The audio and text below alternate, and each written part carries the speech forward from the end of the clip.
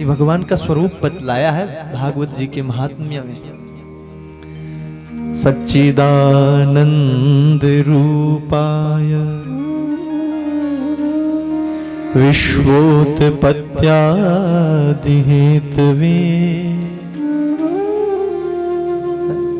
दूसरे पद में व्यास जी ने भगवान के सामर्थ्य को लिखा है। क्या सामर्थ्य है भगवान का?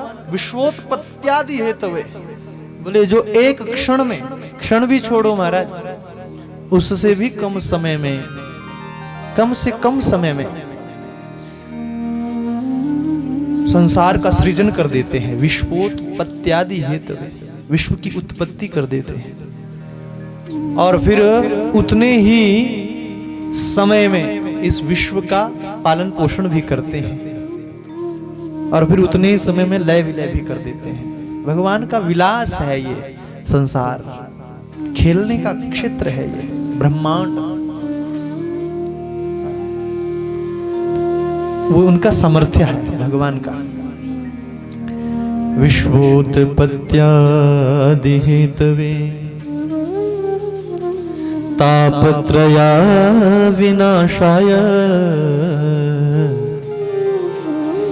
ये भगवान का स्वभाव है। क्या? बोले तापत्रया विनाशाय। बोले जो तीनों प्रकार के तापों का शमन कर देते हैं, विनाश कर देते हैं। अब आप सोच रहे होंगे कि ये 3 प्रकार के ताप है क्या? प्रश्न खड़ा होता है ना, क्योंकि हमारा इतना अध्ययन नहीं, हमारा चिंतन नहीं है ना। ये तो पुराणों का विषय है और पुराणों को पढ़ने के लिए हमारे पास समय नहीं। प्रेम से कहो जय श्री कृष्ण। हमारे धर्म ग्रंथों का विषय है ये। अब 3 प्रकार के ताप क्या होते हैं ये तो स्पष्ट करके बताना पड़ेगा। भागवत जी में तो सीधा लिख दिया तापत्रय विनाशाय। जो तीनों प्रकार के तापों का शमन कर दे, विनाश कर दे, ऐसे भगवान श्री कृष्ण के चरणों में हम नमन करते हैं। लेकिन ये ताप है क्या भाई? ये दुख क्या है? ताप माने दुख। दुख को ही ताप कहते हैं, है ना। कभी कभी हम बुखार को भी ताप कहते हैं। प्रेम से कहो जय श्री कृष्ण, है ना। बुखार आ जाता है, बोले ताप आ गया है महाराज। शरीर तप जाता है, शरीर को कष्ट होने लगता है तो ताप, तपित हो गया शरीर, तप रहा है। ये ताप क्या है? अपनी सरल सी भाषा में किसी संत ने बड़ा सुंदर एक ये दोहा लिखा कि कोई तन दुखी, कोई मन दुखी, कोई धन भिन रहत उदास, थोड़े थोड़े सब दुखी, बस सुखी राम जी के दास। तन का ताप, मन का ताप, है ना, धन के द्वारा दिया गया ताप, ये सब ताप ही है, दुख है।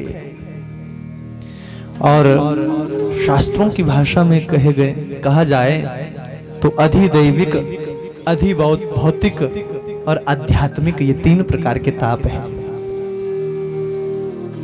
दुख है, ये मनुष्य को व्यापत होते ही होते हैं। गोस्वामी तुलसीदास जी रामचरितमानस में कह रहे हैं, बोले एक राम राज्य में ये तीनों प्रकार के ताप तो व्याप्त नहीं हुए, नहीं तो महाराज ये हर समय जीवों को, मनुष्यों को ये ताप सताते रहते हैं, राम राज्य में नहीं। गोस्वामी जी ने लिखा है, दैहिक भौतिक दैविक तापा, दैहिक भौतिक दैविक तापा, दैहिक भौतिक दैविक तापा, दैहिक दैविक दैविक तापा, राम राज कहूँ नहीं व्यापा, राम राज कहूँ नहीं व्यापा। श्री राम जय राम जय जय राम। जय राम जय जय राम श्री राम जय जय राम श्री राम जय जय राम। दैहिक भौतिक दैविक तापा राम राज्य काहू नहीं व्यापा। बोले राम राज्य में ये किसी को नहीं व्याप्त होते थे, किसी को भी नहीं, क्योंकि राम राज्य था, उस आनंद का राज्य था ना। जब राम राज्य आ जाए तो संसार में कोई दुखी रह ही नहीं सकता, क्योंकि वो मर्यादा पुरुषोत्तम है। सबका ध्यान रखते थे मेरे प्रभु राम जी। उनके शासन काल में किसी को कोई ताप नहीं सताता, नहीं तो ये ताप तो महाराज सताते ही रहते हैं। इसलिए तो कह दिया कि सुखी राम जी के दास। जो राम जी के हो गए वही सुखी है, वही आनंद में है, वही उस परमात्मा की अनुभूति कर सकते हैं जो उनके हो गए। संसार में जब तक भटकोगे, संसार से जितना जुड़ोगे, तब तक सुख मिल ही नहीं सकता। और आनंद की व्याख्या क्या है? आनंद का अर्थ क्या है? आनंद एक परिस्थिति है महाराज, है ना, जो बहुत तपस्या करने के बाद आती है परिस्थिति। वास्तव में जिसे हम आनंद कहते हैं, चलो हम उसे आनंद समझ लेते हैं, उसमें कोई बुरी बात नहीं, लेकिन वो सुख होता है, क्योंकि आनंद में गया हुआ जीव आनंद की अनुभूति जो कर लेगा, फिर उसे संसार की कोई मोह माया सता नहीं सकती। ये बात पक्की है।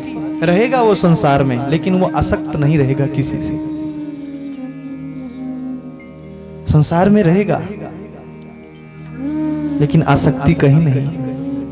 उसे सुख से भी कोई मतलब नहीं, दुख से भी कोई मतलब नहीं। सुख जीवन में आएगा तो ज्यादा फूलेगा नहीं, दुख आएगा तो मुरझाएगा नहीं, है ना। महल मिल जाएंगे, उसमें ज्यादा फूलेगा नहीं कि मैं महलों में रहता हूं। झोंपड़ी में रहेगा तो उसमें दुख नहीं होगा कि मैं कैसे रहता हूं। ये स्थिति है आनंद में गए हुए जीव की, और ये संतों के सानिध्य में ही प्राप्त हो पाती है। सब त्यागना पड़ता है इस स्थिति में पहुंचने के लिए। आसान नहीं है, सरल नहीं है, हम भी कहे ही पाते हैं, है ना। अनुभूति हो जाए, अभी तक भगवान से प्रार्थना कर रहे हैं, बोली गोविंद भगवान की जय, और करते रहेंगे, है ना। क्योंकि बड़े बड़े अमलात्मा, विमलात्मा, योगिंद्र, मुनिंद्र, महात्मा, संत, है ना, इनका पूरा जीवन बीत जाता है महाराज इस अनुभूति के चक्र में, कि बस एक बार परमात्मा की अनुभूति हो कि वो कहाँ है, उस आनंद की अनुभूति हो जाए। और हुई महाराज, कलिकाल के भक्तों को भी हुई है ना। नामदेव जी है ना, मीराबाई है, जिसको हुई फिर उसका छूट गया सब कुछ, अनायास छूट गया, अपने आप छूट गया। वास्तव में यहाँ कुछ छोड़ना नहीं पड़ता, जिसके ऊपर मेरे भगवान की कृपा हो जाती है, उसका स्वयं सहज ही छूटता चला जाता है, छूटता चला जाता है, छूट जाता है स्वयं। जो छोड़ना चाहता है वो छूट जाएगा, और उस परमात्मा की कृपा हो जाएगी महाराज। हमारे ठाकुर जी की कृपा तो बड़ी टेढ़ी है। हम बार बार अक्सर कथा में कहते हैं, जहां भी कथा कहने का अवसर प्राप्त होता है, वहां कहते हैं कि इनकी कृपा बहुत टेढ़ी है, विपरीत है। हम क्या करते हैं कि हमें यहाँ संसार में सब कुछ प्राप्त हो गया, सब मिल गया, बोले बड़ी कृपा हो गई महाराज भगवान। जबकि ये तो इनकी चोट तो ऐसी है महाराज, ये चोट लगाते हैं हमारे ठाकुर। बांके बिहारी जी की जो कृपा है। एक दिन हम एक महात्मा को सुन रहे थे महाराज, वो कह रहे थे कि जब जीव भगवान के आगे हाथ जोड़ करके ये कहता है कि प्रभु कृपा कर दो, कृपा कर दो, तो भगवान को हंसी आती है, भगवान हंसते हैं। बोले इसको ये पता नहीं कि ये मांग क्या रहा है। प्रेम से कहो जय श्री कृष्ण। इसको इस बात का पता ही नहीं है, क्योंकि जब मैं कृपा करूंगा तो फिर ऐसी चोट भी दे सकता हूं, ऐसी चोट भी दे सकता हूं कि दूसरी बार ये मेरा नाम लेना ही छोड़ देगा, है ना। क्योंकि जब तक संसार में है भैया, संसार की चोट जब तक नहीं लगेगी तब तक भगवान के चरणों में प्रीति होगी नहीं, भगवान से पूर्ण प्रेम हो ही नहीं पाएगा, क्योंकि संसार के लोग खींचते हैं। हमारे भागवत जी में एक चरित्र ऐसा है, जड़भरत चरित्र, जिन्होंने इस चरित्र में इस अवधूत वृत्ति को धारण करके संसार को यह बताया कि भैया संसार के बीच में अधिक रहोगे तो भगवान के कभी हो ही नहीं पाओगे, कभी नहीं बोले जीवन में। सब जानते थे, ब्रह्म ज्ञानी थे, 3 जन्मों से भजन चल रहा था महाराज। तीसरे जन्म में आकर के सब अनुभव हुआ, सो ऐसा नाटक किया कि संसार को तो ये लगता था कि ये पागल है, लेकिन महाराज अपने आप भगवान को पा लिया। बोली गोविंद भगवान की जय। आनंद पर बोल रहे हैं हम, है ना। जो आनंद में गए हुए जीव की स्थिति है वो ऐसी ही होती है, उसे किसी से शिकायत भी नहीं होती। भगवान उसे जिस परिस्थिति में रखे वो उसी में ही आनंदमय रहता है, जिस भी परिस्थिति में। ऐसे आनंद स्वरूप भगवान के चरणों में हम नमन करते हैं। और ये त्रिताप क्या है, इस पर भी बोल रहे थे, इस बात को आप सुन लीजिए। जो 3 प्रकार के ताप है महाराज, जो दैविक ताप होते हैं उसे कहते हैं, जैसे महाराज ये शनि की दशा चल पड़ी, राहु की दशा चल पड़ी, है ना, तो उसमें जो कष्ट हमें प्राप्त होते हैं वो दैविक ताप कहे हैं। बोली गोविंद भगवान की जय। और भौतिक ताप, भूकंप आ गया, अनावृष्टि हो गई, बाढ़ आ गई, बाढ़ में बह गए, घर ढह गया, हाँ? ये पंचभूतों के द्वारा दिया गया ताप, इसलिए इसको भौतिक ताप कहते हैं। और आध्यात्मिक ताप, जो मानसिक ताप होता है ना, हमारे पास ये नहीं है, ये होता तो आनंद आ जाता, हमारे पास ये नहीं है, ये मिल जाता तो हमें परमात्मा ही मिल जाता। अशांत रहना, बोलिए गोविंद भगवान की जय। संतुष्टि नहीं है मन को, ये आध्यात्मिक ताप है। बाहर से तो ऐसे दिखते हैं जैसे भैया इनके बराबर सुखी तो दुनिया में कोई नहीं होगा, लेकिन अंदर क्या चल रहा है? अशांति फैली हुई है महाराज। यही चल रहा है कि मेरे पास ये होता, ये होता, ये होता। आध्यात्मिक ताप है। बोलिए गोविंद भगवान की जय। इन तीनों प्रकार के तापों का जो हरण कर ले, ऐसे भगवान श्री कृष्णाय वयम नुमः। भगवान श्री कृष्ण के चरणों में हम नमन करते हैं। जो कृष्ण के हो जाते हैं उनके ये तीनों ताप मिट जाते हैं। और जब ये तीनों ताप मिट जाते हैं महाराज, तो फिर भगवान हमसे दूर नहीं, फिर वो हर परिस्थिति में आनंदमय रहता है, आनंद में ही रहता है। दूसरे श्लोक में यहां पर सूत जी महाराज जी ने अपने गुरु सुखदेव जी का वंदन किया है।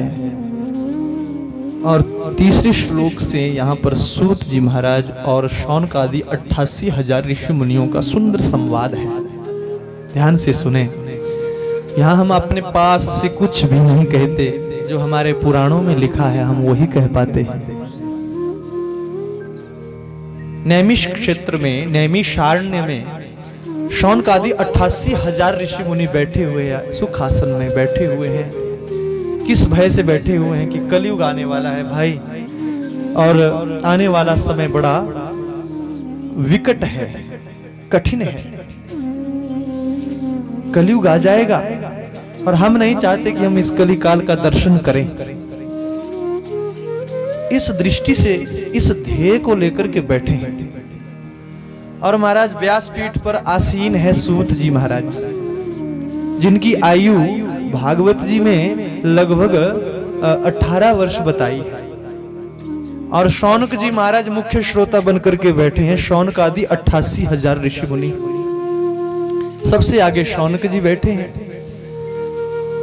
और सूत जी महाराज जी की वंदना कर रहे हैं। सूत जी महाराज जी से कहते हैं, हे सूत जी महाराज, आपके पास अनंत ज्ञान है ना? बोले कितना ज्ञान है? बोले महाराज देखो, इस त्रिभुवन के सूर्य का प्रभाव है कि ये त्रिभुवन के अंधकार को दूर करता है। लेकिन महाराज आपके पास इतना ज्ञान का प्रकाश है कि हम जैसे अज्ञानियों के हृदयगत अंधकार को दूर करने के लिए आपके पास कोटि सूर्य समप्रभा, करोड़ों सूर्यों के समान ज्ञान है, प्रकाश है। देखो उपमा कितनी सुंदर दी है ना? सूत जी महाराज जी के लिए कह रहे हैं शौनक जी महाराज, जबकि ज्ञान में इतने बड़े हैं, सूत जी से आयु में भी बड़े हैं, ज्ञान में भी बड़े हैं। भागवत जी में तो ऐसा लिखा है कि शौनक जी ने कई चतुर्युगियां पलटते हुए देख ली है। इतनी लंबी उम्र, इतनी लंबी आयु।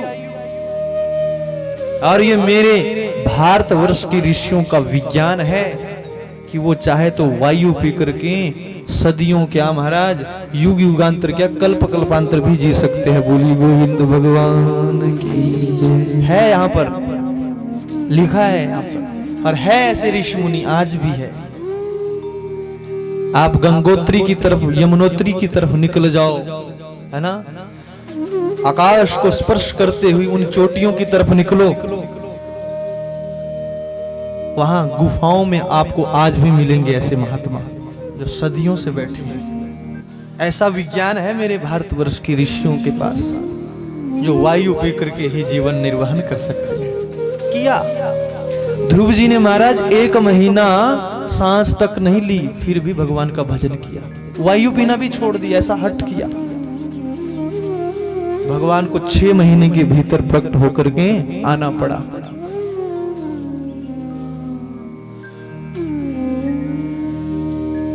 ऋषि मुनियों के पास वो विज्ञान है, हमारा इतना दृढ़ और प्रबल विज्ञान है। ये ज्ञान ही नहीं है, ये विज्ञान है। अगर हम इस ज्ञान को विज्ञान की कसौटी पर कस लें तो महाराज कौन वैज्ञानिक है जो हमारा मुकाबला कर सके। लेकिन क्या हुआ है ना, जैसे जैसे समय ने करवट बदली, समय बीता, तो क्या हुआ महाराज कि हमने मात्र इन पुराणों की पूजा करना ही सीख ली, पढ़ना छोड़ दिया, इस पर चलना छोड़ दिया, इसमें जो विज्ञान था वो लेना छोड़ दिया, मात्र बढ़िया बढ़िया वस्त्रों में लपेट करके आरती तो करते रहते हैं। प्रेम से कहो जय श्री कृष्ण। उससे काम कहां चलेगा महाराज? ये तो हमारे इतिहास है, पुराण है, यही हमारा सच्चा और पक्का जो इतिहास है वो यही है। इतिहास वो नहीं है जो हमें पढ़ाया जा रहा है सदियों से। बोले आदि मानव कौन था? बोले आदि मानव एक बंदर जैसा था। प्रेम से कहो जय श्री कृष्ण। ये नहीं है इतिहास है? ये तो महाराज बीच बीच में जब भारतवर्ष पर है ना इन विधर्मियों ने अपना डेरा डाला तो इन्होंने सबसे पहले हमारी संस्कृति पर कुठाराघात किया, संस्कृति को छिन्न भिन्न किया और इतिहास पुराणों को बदल करके जो है प्रस्तुत किया गया। वास्तव में असली इतिहास जो है हमारे 18 पुराण है, 18 उप पुराण है, उपनिषद है, शास्त्र है, अथाह है साहब, सागर है। डूबो इसमें जितना कोई डूब सकता है। ऋषियों ने ऐसे ऐसे सदग्रंथ हमें प्रदान किए हैं। डूबे रहो बेटा जब तक तुम्हारा जीवन है, डूबो, निकालो इसमें से हीरे हैं, मोती हैं, जवाहरात है इसमें। समुद्र में क्या नहीं होता, सागर में क्या नहीं है। जो जितना गहरा उतरेगा उतना ही सब कुछ पाएगा। बोलिए गोविंद भगवान की। सूत जी महाराज 18 पुराण के जानकार है और शौनक जी महाराज इतने उच्च कोटि के विद्वान, इतने अनुभवी संत है कि कई चतुर्युगियां पलटते हुए देख चुके हैं। लेकिन फिर भी एक कुशल श्रोता बन करके बैठे हैं, हाथ जोड़ करके प्रार्थना कर रहे हैं, महाराज आपके पास बहुत ज्ञान है, थोड़ा ज्ञान का प्रकाश हमारे इस अंधकार से भरे हुए हृदय पटल पर भी डाल दीजिए ताकि हमारा यह अज्ञान रूपी अंधकार दूर हो सके। सूत जी महाराज हाथ जोड़ करके कह रहे हैं व्यासपीठ से, बोले महाराज मैं आपको क्या कथा सुनाऊं, मैं आपको क्या ज्ञान दूं, आप तो इतने वृद्ध महात्मा, इतने अनुभवी संत, तपस्वी महात्मा, लेकिन आपका मेरे प्रति यदि इतना स्नेह है, प्रेम है, तो पूछो ऋषियों आपका क्या प्रश्न है, मैं प्रयास करूंगा उन प्रश्नों का उत्तर देने का। अब यहाँ पर शौनक जी ने एक नहीं, दो नहीं, महाराज प्रश्नों की झड़ी लगाई है। एक ही श्लोक में देखो कितने सुंदर प्रश्न पूछे हैं। ध्यान से सुनना, बस इन्हीं प्रश्नों के उत्तर हमें मिल जाए और उन उत्तरों को हम आत्म साक्षात कर लें, वही कथा सुनने कहने का फल है। बोलिए गोविंद भगवान की। क्या प्रश्न रखा? भक्ति ज्ञान विरागाप्तो विवेको वर्धते महान, माया मोह निरासश्च वैष्णवैः क्रियते कथम। क्या प्रश्न रखे? बोले भक्ति ज्ञान विरागाप्तो विवेको वर्धते किम महान, माया मोह निरासश्च वैष्णवैः क्रियते कथम। बोले ये जो वैष्णव लोग हैं महाराज, ये जो भगवान के भक्त लोग हैं, जो भक्ति में डूबे हुए महात्मा हैं, ये लोग भक्ति को बढ़ाने के लिए कौन सा कर्म करते हैं, ज्ञान को बढ़ाने के लिए क्या करते हैं? ये भक्ति ज्ञान विवेक को बढ़ाने के लिए क्या करते हैं, वैराग्य को बढ़ाने के लिए इनका कौन सा कर्म क्रिया रहती है? ये वैष्णव लोग क्या करते हैं जिनका जिससे इनका ज्ञान बढ़ जाता है, वैराग्य बढ़ जाता है, भक्ति पुष्ट होती है? महाराज कृपा करके आप बताइए। सूत जी महाराज गदगद हो गए। क्यों? क्योंकि सूत जी महाराज जी को यही लगा कि ये प्रश्न तो ऐसा लगता है जैसे सारे संसार के प्राणियों के लिए पूछा जा रहा है, क्योंकि सबका कर्तव्य है ये, है ना? जैसे हम आप लोगों के लिए प्रश्न किया जा रहा है, वास्तव में ये हम आपके लिए ही प्रश्न है। सूत जी महाराज जी परम विद्वान है और शौनक जी महाराज जी अपने आप में परम विद्वान है, लेकिन ये सूत जी महाराज जी की वाणी से ज्ञान सुनने के लिए, हम आप लोगों तक पहुंचाने के लिए ये प्रश्न पूछे जा रहे हैं कि भक्ति का उद्गम कैसे होता है, भक्ति कैसे बढ़ती है। सूत जी महाराज कहने लगे ऋषियों आपका मेरे प्रति इतना स्नेह है तो सुनो, अब मैं आपको ऐसा पुराण सुनाऊंगा, ऐसा शास्त्र सुनाऊंगा जो जीव को मृत्यु के भय से भी मुक्त कर देता है। ऐसा पुराण सुनाऊंगा। सो पुराण कौन सा है? यही भागवत महापुराण। सूत जी महाराज जी ने शौनक जी से पूछा, बोले ये बताओ महाराज कि इस संसार में सबसे अधिक भय किस वस्तु का है?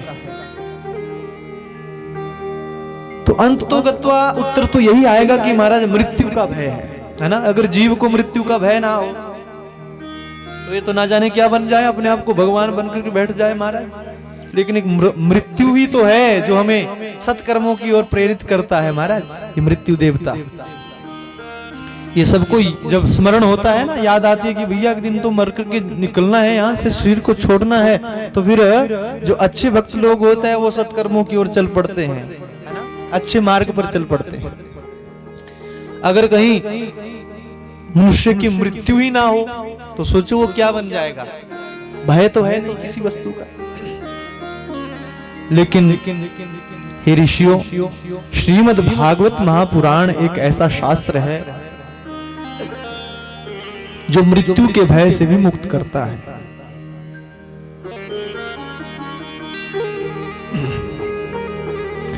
काल व्याल मुख ग्रास त्रास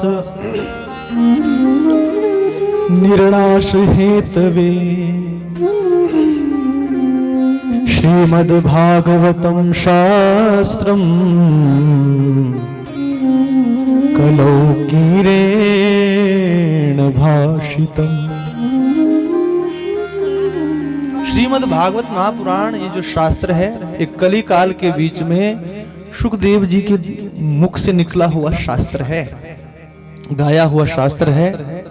इसलिए ऋषियों, यही एक ऐसा पुराण है जो जीव को मृत्यु के भय से मुक्त कर देता है। राजा परीक्षित को मृत्यु का भय हुआ, सब जानते हैं, कथा बड़ी प्रसिद्ध है ना। मेरा विश्वास है ऐसा कि संसार में जितनी कथाएं हो रही है तो राजा परीक्षित को तो सब जानते ही है। कथाएं बहुत हो रही हैं संसार में, है ना। कोई बिरला ही मनुष्य होगा ऐसा जिसने कथा नहीं सुनी होगी, नहीं तो इन पात्रों को तो सब जानते ही हैं। कौन सुखदेव जी, कौन परीक्षित जी, कौन पांडव, कौन कौरव, है ना। इतना सा तो सब जानते ही हैं। तो राजा परीक्षित को मरने का भय हुआ, है ना।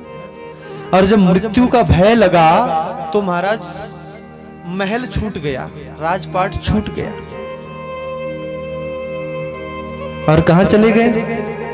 गंगा के पावन तट पर चले गए, एक वट वृक्ष के नीचे बैठ गए, मन में सोच रहे हैं मृत्यु बहुत पास है, निकट है, मुझे क्या करना चाहिए।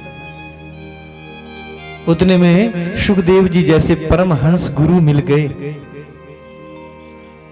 और सुखदेव जी ने राजा परीक्षित के मृत्यु के भय को दूर करने के लिए श्रीमद् भागवत महापुराण की कथा प्रारंभ की। इस कथा को आप सुनेंगे आगे चल करके। यहाँ तो मात्र उदाहरण दिया है कि राजा परीक्षित को भी मरने का भय हुआ, और राजा परीक्षित को मरने का जब भय हुआ तो यही श्रीमद् भागवत महापुराण है जिसने राजा परीक्षित के मन में जो मृत्यु का भय था उसको दूर कर दिया। ऋषियों, जब सुखदेव जी कथा वांचने लगे, कथा बोलने लगे, तो वहां पर एक कौतुक दृष्टांत हुआ। क्या हुआ महाराज कि स्वर्ग लोक से देवता लोग उतरे धरती पर, है ना। और इंद्र आदि 10 दिक्पाल जो है सुधा कुंभम गृहीत्वैव देवास्तत्र समागमन। सुधा कुंभ कहते हैं अमृत के कलश को, अमृत का कलश लेकर के देवराज इंद्र सुखदेव जी के आगे गिड़गिड़ा करके कहने लगे, महाराज जी आप ऐसा करो, इस कथा अमृत को आप हमें पिलाओ। जो कथा आप राजा परीक्षित को सुना रहे हैं, इस कथा अमृत को आप हमें पिलाइए। राजा परीक्षित को मरने का भय लगा है और मेरे पास अमृत का कलश है, आप राजा परीक्षित को अमृत पिला दीजिए, इसका मरने का भय दूर हो जाएगा और हमें ये कथामृत मिल जाएगा। लेकिन धन्य है सुखदेव जी महाराज। सुखदेव जी ने देखा कि ये देवता लोग जब जब भी बात करते हैं तो ये तो स्वार्थ की बात करते हैं, आज ये इतने परमार्थी कहां से हो गए, है ना। जो उच्च कोटि का परमहंस होता है वो तो देवताओं को भी फटकारने की क्षमता रखता है। प्रेम से कहो जय श्री कृष्ण, है ना। अतिशयोक्ति ना हो जाए, यदि मैं गलत ना हूं तो सुखदेव जी ने इस उदाहरण को दिया है भागवत। देवताओं को भी फटकार दिया, क्वा सुधा क्वा कथा लोके क्वा काचा क्वा मणिर्महान ब्रह्मरातो विचार एवं तदा देवांजहासः। अरे देवताओं, तुम भक्त बन करके आते, तुम्हें कथा श्रवण करनी थी, कथामृत पान करना था, तुम भक्त बन करके आते, जहां आसन मिलता वहां बैठ जाते, कथा को श्रवण करते। ये कहने की क्या आवश्यकता पड़ गई कि तुम हमें इस कथामृत को पिला दो, इस कथामृत को आप इस कलश के अमृत को, स्वर्ग के अमृत को आप राजा परीक्षित को पिला दो। तुम तो सौदागरी कर रहे हो, हाँ? तो सुनो देवताओं, कहां ये श्रीमद् भागवतामृत और कहां तुम्हारा ये स्वर्ग का अमृत। कैसे तुलना की? देखो भैया, कथा से ज्ञान लेना है, इस कथा की महिमा को समझना है, इस कथा को बोलने के पीछे का जो ध्येय है वो यही है कि श्रीमद् भागवत महापुराण की कीमत क्या है। स्वर्ग का अमृत ऐसे वैसे नहीं मिल जाता, हर किसी को नहीं मिल जाता। पूरा जीवन भर तप करना पड़ता है, कर्म करने पड़ते हैं, अच्छे कर्म, पुण्य कर्म, तब शरीर छूटता है ना।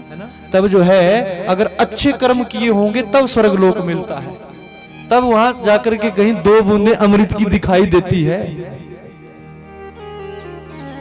अमृत का दर्शन होता है मात्र, मिलता फिर नहीं। प्रेम से कहो जय श्री कृष्ण। स्वर्ग के अमृत का। लेकिन शुकदेव जी ने इस अमृत को भी, इस अमृत के आगे, इस भागवतामृत के आगे फीका माना, भगाया देवताओं को। बोले ये भागवतामृत जो है ये परमहंसों की संहिता है महाराज। शुकदेव जी कहते हैं, बोले तुम्हारा ये स्वर्ग का अमृत तो हमारे अमृत के आगे ऐसे है, भागवतामृत के आगे ऐसे है जैसे बहुमूल्य मणि के आगे कोई कांच का टुकड़ा रख दे। बहुमूल्य मणि के आगे कोई ये कामना करे कि भैया ये मणि हमें दे दो, है ना, और ये कांच का टुकड़ा आप रख लो, तो बात बनेगी? बात जमेगी? नहीं जमेगी। क्रोध आएगा, बोले क्या बात कर रहा है भैया, कांच के टुकड़े की क्या कीमत है बहुमूल्य मणि के आगे। बोले स्वर्ग का अमृत तो हमारे भागवतामृत के आगे ऐसे है देवताओं, इसलिए भागो यहां से। धन्य है शुकदेव जी महाराज। तभी तो कहता हूं कि भैया ये जो विषय है ना, हम इसे उठा करके चले हुए हैं। ये तो ठाकुर जी ने, भगवान श्री कृष्ण ने कली काल के ब्राह्मणों के ऊपर दया करके, कृपा करके जो है हमें बोलने के लिए नियुक्त किया है। वास्तव में ये शुकदेव जी जैसे परमहंसों का विषय है। प्रेम से कहो जय श्री कृष्ण, है ना। हम तो ठाकुर जी के चरणों में इनकी सेवा करके, इनके ऊपर बोल करके थोड़ा हमारी रोजी चलाई है ठाकुर जी ने महाराज। वास्तव में तो ये संत है, ये महात्मा है, ये शुकदेव जी है महाराज, जो देवताओं को फटकारने की क्षमता रखते हैं। देवता लोग भागे वहां से, बोले ऐसा क्या है इस अमृत में, है ना। इतना प्रलोभन आज मिल जाए ना कि महाराज आप भागवत की कथा हमें सुना दो, ये अमृत का कलश रख दो, है ना। आज मिल जाए आज के युग में किसी को, तो महाराज बैठ जाएंगे हम तो चौराहे पर लेकर के अमृत का कलश, ले लो अमृत की 2 बूंदे 5 करोड़ रुपए में। प्रेम से कहो जय श्री कृष्ण, जय श्री कृष्ण। और करोड़पति खरीद भी लेंगे, क्योंकि अमृत जिसको मिल जाए, अमृत जिसके भीतर चला जाए, है ना। कौन चाहता है कि मेरा शरीर रोगी बने, कौन चाहता है कि मैं मरूं। अरबों खरबों-पति तो दौड़ दौड़ के भागेंगे, आएंगे महाराज, 5 करोड़ क्या 10 ले लो महाराज, लेकिन 2 बूंदे हमें दे दो। लेकिन ये शुकदेव जी है, धन्य है, ऐसा परमहंस है भागवत का अधिकारी। हमें तो कभी कभी इन चरित्रों को सुन करके आत्मगलानी होती है ना। वास्तविकता बोल रहे हैं, जो हमें अनुभव होता है, हम अधिकतर कथा में वही बोलने का प्रयास करते हैं, क्योंकि कहते हैं कि अनुभव जन्य ज्ञान जो अंदर उतरता है वो पढ़ करके भी नहीं उतरता। प्रेम से कहो जय श्री कृष्ण। अनुभव से जो प्राप्त होता है, आपने चिंतन कितना किया, कोई विषय आपने पकड़ा, उस पर आपका चिंतन कितना हुआ। अध्ययन से ही बात नहीं बनती, है ना। जिस विषय पर हम बोल रहे हैं उस पर हमारा चिंतन कितना है, जिसको हम सुन रहे हैं उस पर हमारा चिंतन कितना है, ये भी एक तप है। मनन कितना है उस पर। तो हम कभी कभी जब शुकदेव जी के चरित्र को झांकते हैं तो फिर तुलना सी करते, कल्पना करते हैं कि भैया कहाँ शुकदेव जी महाराज, जिनको व्यास जी ने इस परम हंसों की संहिता का अधिकारी समझा, और कहां का आज का शुकदेव। प्रेम से कहो जय श्री कृष्ण। धन्य है, ये शुकदेव जी के चरणों में प्रणाम कर रहा हूं, उनके चरणों में प्रणाम कर रहा हूं। देवता लोगों को भगा दिया, देवता लोग भागे भागे ब्रह्मा बाबा की शरण में गए।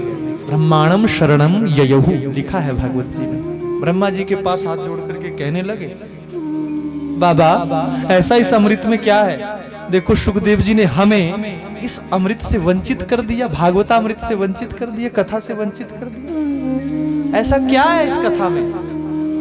ब्रह्मा बाबा कहते हैं, चिंता काहे को करते हो, हम ब्रह्मलोक वासी है, सत्यलोक वासी है हम।